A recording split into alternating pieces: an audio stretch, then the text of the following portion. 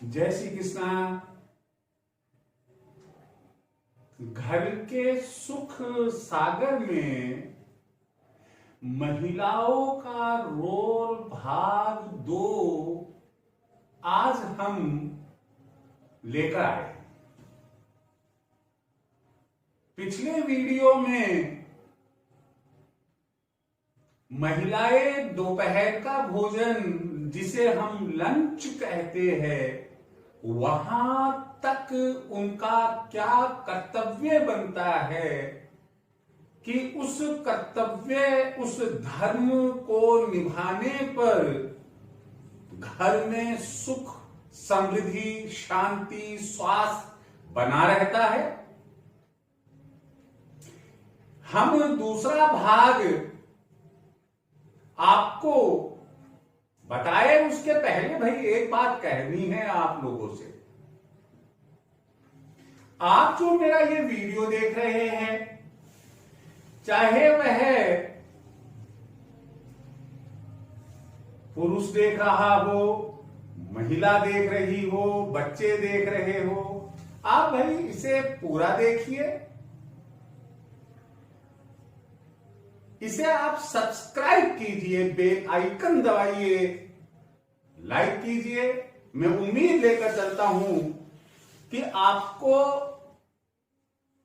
अच्छी अच्छी बातें पूरी बताने की कोशिश करूंगा। अब अपने पॉइंट पर आ जाते हैं भैया, और वह पॉइंट यह है कि आप और हम बखूबी जानते हैं, आज ही नहीं प्राचीन काल से यह बात घर घर में मौजूद है कि अगर कोई आदमी पुरुष सफल हुआ है उसकी सफलता के पीछे किसी न किसी महिला का हाथ है। घर में अगर सुख शांति है तो घर की महिलाओं का रोल है उसमें, और घर में अगर अशांति है मान के चलिए कि उसमें भी महिलाओं का ही रोल है। यहां मैं निवेदन उन तमाम गृहिणियों से माताओं बहनों से करना चाहूंगा कि आप मेरे इस कथन के संबंध में सुनकर कृपया नाराज ना हो। अपने मन में झांक कर देखेंगे, आस पड़ोस में ऑब्जर्वेशन हम करेंगे तो हम पाएंगे कि वचन सत्य है। आपको हमने जो बातें बताई थी पिछले वीडियो में उसके आगे बढ़ने पर एक बात जो पहली बात है महत्वपूर्ण बात है वह यह है कि महिलाओं को दोपहर में सोना नहीं चाहिए। आप कहेंगे कि साहब केवल महिलाओं को ही क्यों, क्या दूसरे सदस्य सो सकते हैं? ऐसी बात नहीं है।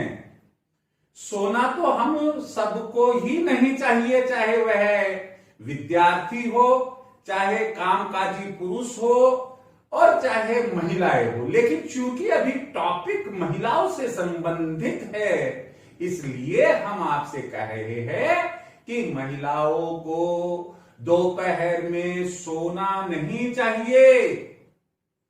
बहुत सी नकारात्मकताएं उस समय के दौरान हमारे घर हमारे बेडरूम और सराउंडिंग एरिया में प्रवेश कर जाती है। हमारे मस्तिष्क में विकार उत्पन्न होने लग जाते हैं, रिद्धि सिद्धि घर से जाती है, हमारी एफिशिएंसी कम होती है, धन संपत्ति कम होती है, स्वास्थ्य कमजोर होता है, सुंदरता पर इसका बुरा प्रभाव पड़ता है। इन तमाम विपरीत बातों से बचने के लिए हमें चाहिए कि हम कोई ऐसा छोटा मोटा घर का काम देख ले या अपनी रुचि का जो भी हो वह हम साहित्य पढ़ ले या अन्य कोई साफ सफाई का काम कर ले, लेकिन दिन में हम नहीं सोएंगे। अगली बात है कि देखिए, पुरुष तो जो है वो नौकरी पर जाता है, बच्चे खेलते रहते हैं, पढ़ते रहते हैं, तो शाम को दिया बत्ती करने का फर्ज किसका बनता है? तो वह भी आपका बनता है। आपका फर्ज यह है कि दिन अस्त होने के पहले, देखिए मैं वापस दोहरा रहा हूं, दिन अस्त होने के पहले आप सबसे पहले पूजा कक्ष में लाइट लगाएं, रोशनी करें। उसके बाद रसोई में जहां परिंदा बना हुआ है, परिंदे के पास में मेन ड्राइंग रूम है, बेडरूम है, कुल मिलाकर घर के हर कक्ष में, हॉल में आपको लाइट करनी चाहिए। एक रहस्यपूर्ण बात मैं आपको बता ही देता हूं कि किसी वजह से कोई यह कहता है कि आपके यहां कोई वास्तु दोष है या धन संपत्ति टिकती नहीं है। बहुत मेहनत करने के बाद भी हम कहीं ना कहीं ऐसा महसूस करते हैं कि आखिर बात क्या है कि हमारे पास में पैसा नहीं टिकता, जो कमाई आती है उसमें बरकत नहीं होती। आप क्या करें कि एक घी का, गाय के घी का हो तो बहुत अच्छा रहेगा, या खोपरे के तेल का आप एक दीपक जो ड्राइंग रूम है वहां शाम के वक्त आग्नेय कोण में लगा दे। आग्नेय कोण का मतलब होता है जो दक्षिण पूर्व का कोण होता है, वह कोण आग्नेय कोण कहलाता है। और उस दीपक को आप बुझाएंगे नहीं, वह अपने आप बुझना चाहिए। एक बात तो ये। दूसरी बात है कि घर के सुख, शांति, समृद्धि, स्वास्थ्य आदि को प्राप्त करने के लिए आप तुलसा वृंदावन पर भी गाय के घी का एक दीपक लगाएं। लेकिन ये नहीं है कि दीपक लगाया दक्षिण की तरफ मुंह कर रखा है, दीपक लगाया पूरब की तरफ मुंह कर रखा है। भाई, हर चीज के लिए कोई ना कोई दिशा मुकर्रर की हुई है, तय की हुई है।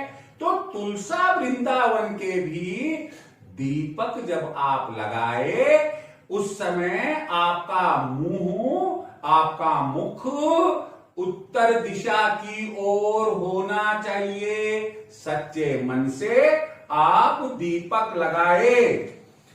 यहां दूसरी बात एक और मैं बता ही देता हूं कि साधारण पीपल तो हम घर में नहीं रख सकते हैं, लेकिन भाई पारस पीपल हम गमले में रख सकते हैं। महिलाओं का कर्तव्य बनता है कि गमला जो नर्सरी से मिल जाता है, गमला कहीं से खरीद ले, नर्सरी से आप पारस पीपल का पौधा ले आए और उसे अपने चौक में, जो खुला चौक है या गार्डन है, उसके पश्चिम दिशा की दीवार की तरफ, दीवार से इतनी दूरी पर रखे कि आराम से आप परिक्रमा लगा सके। शाम के वक्त आप उसके भी दीपक लगाएं। ये दीपक आपको पश्चिम दिशा की तरफ मुंह करके लगाना है। मैं वापस बोल रहा हूं, आपको पारस पीपल के दीपक पश्चिम दिशा की तरफ, टूवर्ड्स वेस्ट, पश्चिम दिशा की तरफ मुंह करके लगाना है। 9 परिक्रमा आपको करनी है दीपक लगाने के बाद में, और हर परिक्रमा में आप मंत्रोच्चारण करेंगे। ओम नमो भगवते वासुदेवाय। इस मंत्र का उच्चारण हर परिक्रमा में आप करेंगे। जब पीपल की ही बात चल चुकी है तो चाहे आप साधारण पीपल और चाहे आप घर में जो पारस पीपल लगा हुआ है, अगर किसी महिला के 7.5 शनि महाराज की लगी हुई है या ढैया लगी हुई है या शनि की महादशा चल रही है, तो उन्हें सरसों के तेल का दीपक प्रत्येक शनिवार की शाम पश्चिम दिशा की तरफ मुख करके लगाना अति उत्तम रहेगा। वहां पर भी ध्यान रखना है कि आप दीपक लगाने के बाद 9 परिक्रमा लगाए। 9 परिक्रमा में प्रत्येक परिक्रमा के दौरान आप ओम नमो भगवते वासुदेवाय इस मंत्र का उच्चारण करते रहे। देखिए, फिर एक बात याद आई है हमें, और वह यह है कि महिलाएं अगर सुख, शांति, समृद्धि, स्वास्थ्य घर में चाहती है, बच्चे अच्छे पढ़े लिखे, साहब अच्छी कमाई लेकर आए, बंगला हो, गाड़ी हो, आपको एक काम और ध्यान रखना पड़ेगा, और वह यह है कि प्रत्येक सोमवती अमावस्या को आप सफेद मावे की, मीठे मावे की बर्फी लाए, उसकी 108 गोलियां बनाएं और पीपल देवता के पश्चिम मुखी होकर एक एक गोली चढ़ाए और एक परिक्रमा लगाए, दूसरी गोली चढ़ाई, दूसरी परिक्रमा लगाई। इस प्रकार 108 परिक्रमा लगाए। प्रत्येक परिक्रमा में ओम नमो भगवते वासुदेवाय मंत्र का जप करें। हम आपको सत्य बता रहे हैं, यदि आपकी श्रद्धा, यदि आपका विश्वास है इन तमाम बातों में, आप मानकर चलिए ये अदृश्य शक्ति जिसे हम प्रकृति भी कहते हैं, जो भगवान के रूप में पूजी जाती है, यह हमारी मदद करेगी और मदद करने के साथ ही साथ हमें इतना अच्छा फल देगी जिसकी हम उम्मीद नहीं रख सकते। जैसे मुकदमा अटका हुआ है, हमारा मुकदमे का फैसला होगा, कोई जमीन जायदाद का मामला चल रहा है, हमारे हक में फैसला होगा, कहीं से धन आगमन में रुकावट है, हमारा वह मामला भी सुलझेगा और घर की तमाम जो परेशानियां, समस्याएं हैं, उनका निवारण भी होगा।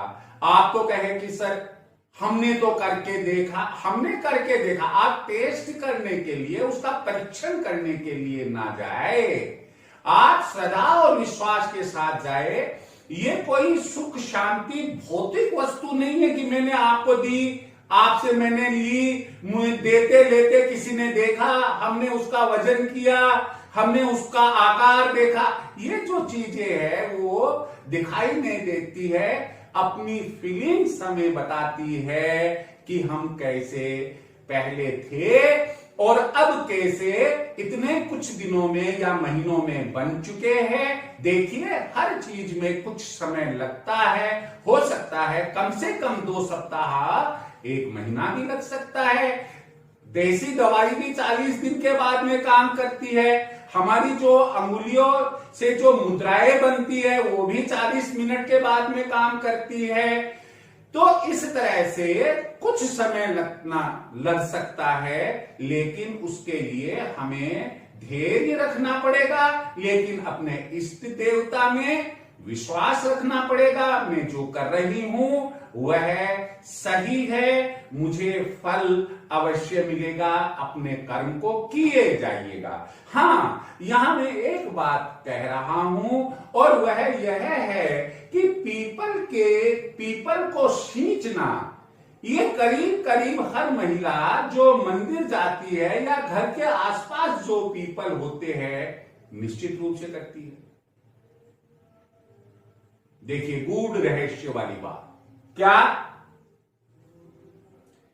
कि पीपल जो है वह पीपल एक ऐसा वृक्ष है जो 24 आवर हमें ऑक्सीजन देता। यू नो वेरी वेल, आप भी जानते हैं, मैं भी जानता हूं। लेकिन शास्त्रों में उल्लेख है, ग्रंथों में उल्लेख है हमारे, वह यह है कि पीपल को जल सूर्य उदय होने के बाद ही चढ़ाना चाहिए। सूर्य उदय से पहले जल सींचना नहीं चाहिए। तो महिलाएं जो जल सींचती है सूर्य उदय के पहले, मैं अब आपको आगाह कर रहा हूं कि सूर्य अस्त होने से लेकर अगले दिन सुबह सूर्य उदय होने तक का जो समय है वो लक्ष्मी की बहिन दरिद्रता का है। वहां दरिद्रता का वास होता है और जैसे ही सूर्य उदय होता है दरिद्रता चली जाती है और लक्ष्मी जी आ जाती है। अब आप कहो सर हम तो अमृत बेला में नहा धोकर सूर्य की अपने पीपल को जल सींच रहे हैं, तो इसमें क्या बुराई है? नहीं, कैसे बुराई नहीं है? तो हम पीपल को तो सींच रहे हैं, लेकिन उस समय वास किसका है? दरिद्रता का वास है। आपके साथ कौन आ रहा है आपकी पूजा अर्चना करने के बाद में? दरिद्रता आ रही है। तो फिर हम संपन्न कैसे होंगे, सुखी कैसे रहेंगे? तो आज से जब से आप ये वीडियो देखें, ये तय कर ले क्या कि हमें सूर्य उदय होने के पश्चात ही पीपल को जल सींचना है। अगला बिंदु, महिलाएं कभी भी खुले बाल पूजा अर्चना ना करें। स्नान करने के बाद जो पूजा अर्चना होती है, महिलाओं को चाहिए कि वे खुले बाल रखकर पूजा अर्चना ना करें। दूसरी बात इसमें साथ में जोड़ देता हूं कि अपने सिर पर साड़ी बांधते हैं, साड़ी का पल्लू ले लीजिए, या दुपट्टा रखते हैं तो दुपट्टे का पल्लू ले लीजिए। सिर आपका ढका होना चाहिए।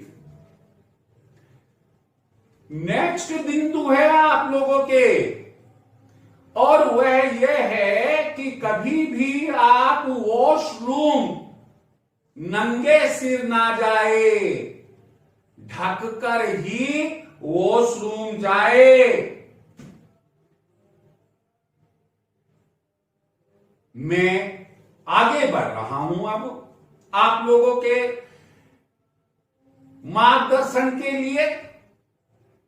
अगला बिंदु है कि हम हनुमान जी के मंदिर गए। देखिए मैं महिलाओं के बारे में कह रहा हूं। हनुमान जी के मंदिर गए और हम हनुमान चालीसा पढ़ते हुए गए, सुंदरकांड पढ़ते हुए गए, कोई चौपाई पढ़ते हुए गए, राम स्तुति बोलते हुए गए, श्री राम जय जय राम बोलते हुए गए। और वहां हमने क्या गलती करी कि हनुमान जी की मूर्त के चक्कर लगाया, हमने परिक्रमा लगाई। तो शास्त्रों में उल्लेख है महिलाओं को हनुमान जी की मूर्ति के परिक्रमा नहीं लगानी चाहिए। दूसरी बात है कि जनरली आदत होती है कि हम जो सिंदूर लगा होता है हनुमान जी के वहां, वो माथे के लगा लेते हैं या उनके पांव छूकर अपने माथे के लगाते हैं। आपको मालूम है हनुमान जी ब्रह्मचारी। तो अगर आप ऐसा करते हैं तो वह भी आपके लिए शुभ नहीं होगा। कभी भी हनुमान जी के किसी भी अंग को आप छुएंगे नहीं। अगला बिंदु है, हम शिव जी के मंदिर जाते हैं। शिव जी जहां शिवलिंग रखा हुआ है, जहां आप जल चढ़ाते हैं, जल के साथ दूध भी रखते हैं, पुष्प भी रखते हैं, जहां मां पार्वती, गणेश जी, कार्तिकेय, नंद, केशर भगवान और द्वारपाल विराजमान हैं, आप जल चढ़ाइए, शिवलिंग पर जल चढ़ाइए, कोई दिक्कत नहीं है। दिक्कत कहां है कि आप शिवलिंग को हाथ लगाते हैं। महिलाओं को कभी भी शिवलिंग के हाथ कदापि नहीं लगाना चाहिए। शिव जी के मंदिर की एक अगली बात जो विशेष है वह यह है कि जब आप पूजा अर्चना करें, आपको किसी ने बताया ओम नमः शिवाय षटअक्षर मंत्र, किसी ने कहा कि नहीं नमः शिवाय पंचाक्षर मंत्र, किसी ने कहा नहीं ओम प्रणव, केवल इसी का उच्चारण कीजिए। मैं इसकी मान्यता में इसलिए नहीं जाता कि कुछ लोग ऐसा मानते हैं कि हम जनरली ऐसा सुनते वैसा सुनते हैं, वैसे स्त्रियों को केवल नमः शिवाय ही बोलना चाहिए या केवल प्रणव का उच्चारण, ओम का उच्चारण ही करना चाहिए, क्योंकि ओम 3 अक्षरों से बना है जो ब्रह्मा विष्णु महेश के प्रतीक होते हैं। यहां जो महत्वपूर्ण बात मैं बताने जा रहा हूं और वह यह है कि भाई मेरे, आप जो ये जल चढ़ाते हैं वह उत्तर मुखी होकर चढ़ाए या पूरब मुखी होकर चढ़ाए। ये 2 दिशाएं सर्वश्रेष्ठ होती है। दूसरी बात है यहां ध्यान रखने की शिव मंदिर पर कि आप आधी परिक्रमा ही लगाएंगे। जो जेरेरी का जल जा रहा है जिधर, उसको लांघेंगे नहीं। आप यह कहेंगे कि सर हमें तो नहीं मालूम पड़ता कि उत्तर किधर है वहां मंदिर में। तो ध्यान रखिए कि आप चाहे शिव जी के मंदिर में कहीं जंगल पर भी बना हुआ, जंगल में भी बना हुआ है, वहां जाइए।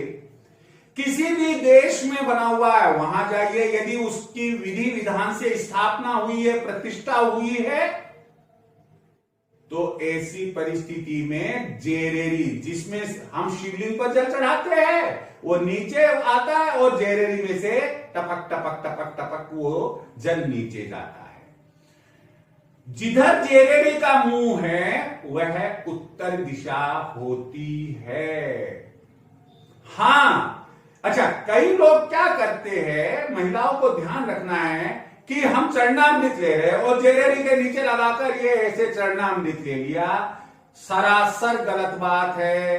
कभी भी शिवलिंग पर चढ़ाए हुए जल को ग्रहण नहीं करना चाहिए। लेकिन एक अति महत्वपूर्ण बात बता ही देता हूं कि घर में अगर कोई असाध्य रोग से पीड़ित है, हमने खूब दवा दारू कराई, हमने खूब तंत्र मंत्र जंत्र करवाए, लेकिन उनकी पीड़ा, उनकी बीमारी, उनका रोग दूर नहीं हो रहा है, तो ऐसी स्थिति में आप किसी कटोरी में जेरेरी से गिरता हुआ जल लाएं और दवा के रूप में रोगी को दिन में 3 बार, 4 बार, 5 बार इस तरह से महामृत्युंजय जप का मंत्र का जप करते हुए उन्हें उत्तर की तरफ मुंह रखकर, कहां मुंह रखकर, उत्तर दिशा में रोगी का मुंह रखकर उन्हें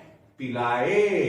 महामृत्युंजय जप, महामृत्युंजय मंत्र कुछ तो बड़ा है। ओम त्र्यंबकम यजामहे सुगंधिम पुष्टिवर्धनम उर्वारुकमिव बंधनान् मृत्योर्मुक्षीयमामृतात्। अब इतना बड़ा मंत्र बोलने में भी टाइम लगता है, तो फिर क्या करे? इसका त्रिक्षर मंत्र भी है। ओम जूम सह सह जूम ओम, यानी उल्टा सुल्टा बोलना पड़ता है। और ये महामृत्युंजय मंत्र का जप करते हुए आप उन्हें औषधि के तरह से आप पिलाए। मैं मान कर चलता हूं कि अगर हमारी श्रद्धा और विश्वास है तो जो दवाइयां उनकी चल रही है और जिनसे कि वो अभी तक ठीक होना शुरू नहीं हो रहे थे या प्रोग्रेस कम थी, ठीक होने लग जाएंगे। उनकी जो दवाइयों से ठीक होने की गति है, रफ्तार है, वह बढ़ने लग जाएगी। लेकिन आपके श्रद्धा और विश्वास पर है। महामृत्युंजय मंत्र जब याद आया तो यहां एक बात और आपको बताना चाहूंगा कि अगर परिवार में कोई रोगी है और उनके दवाइयां चल रही है, भाई दवाई मैं ही क्यों खाऊं, भगवान जी आपको भी समर्पित करूंगा मैं तो, ताकि आपको मालूम पड़े ये कितनी कड़वी दवाइयां होती है और मैं कैसे ठीक होऊंगा।